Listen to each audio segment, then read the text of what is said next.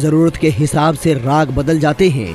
मामला वोट का हो तो वो दागियों पर चोट करते नहीं थकते, लेकिन दरकार मिलकर मोदी को परास्त करने की हो तो यही दाग अच्छे हो जाते हैं।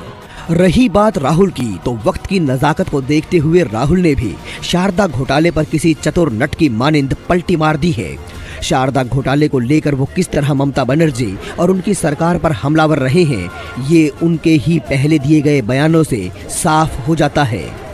ममता जी बात करती हैं, गरीबों की बात करती हैं, बड़े बड़े भाषण करती हैं, मगर सच्चाई ये है कि यहाँ वेस्ट बंगाल में जो पहले भ्रष्टाचार हुआ करता था वही आज का आज भ्रष्टाचार है।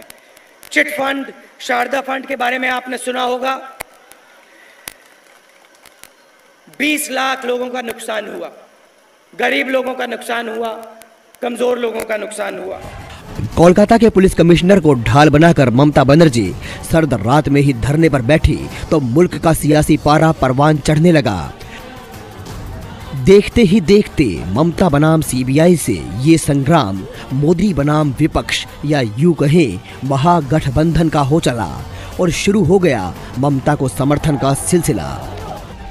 कांग्रेस अध्यक्ष राहुल गांधी ने ममता बनर्जी से फोन पर बात की और उनकी हिमायत में उनके साथ खड़ा होने का भरोसा दिलाया।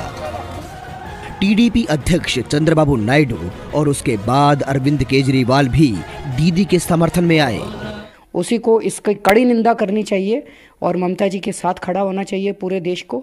और देश खड़ा है, आज पूरे देश के अंदर इसकी चर्चा हो रही है और मोदी और शाह की जोड़ी को इस बार चुनाव में उखाड़ के फेंक देना चाहिए। मतलब ये कि सीबीआई के बहाने देश की तमाम विपक्षी पार्टियों को मोदी सरकार के खिलाफ मोर्चाबंदी का एक मुकम्मल मौका हाथ लग गया।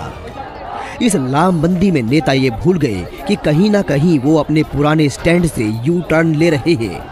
मसलन भ्रष्टाचार के खिलाफ आवाज बुलंद करके देश और खास तौर से दिल्ली की सियासत में अपनी पहचान बना चुके केजरीवाल ने भी एक बार ये नहीं सोचा कि शारदा घोटाले के आरोपियों को बचाने का इल्जाम झेल रही ममता का समर्थन आखिरकार वो किस बिना पर कर रहे हैं।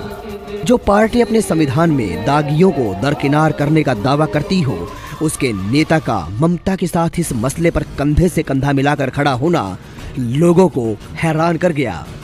गौरतलब है कि शारदा घोटाले में करीब 40,000 करोड़ रुपए की हेराफेरी हुई थी।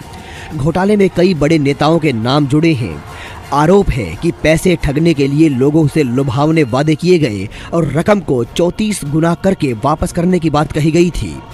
शारदा ग्रुप ने महज 4 सालों में पश्चिम बंगाल के अलावा झारखंड, ओडिशा और नॉर्थ ईस्ट राज्यों में अपने 300 ऑफिस खोल लिए। साल 2014 में सुप्रीम कोर्ट ने सीबीआई को आदेश दिया था कि वो इस मामले की तफ्तीश करे, लेकिन पश्चिम बंगाल की ये चिटफंड कंपनी लोगों की गाढ़ी मेहनत की कमाई लेकर चंपत हो गई और दफ्तरों पर ताले लगा दिए गए। लोग हाथ मलते रह गए। लेकिन विपक्ष के लिए भ्रष्टाचार जैसे कोई मसला ही ना हो,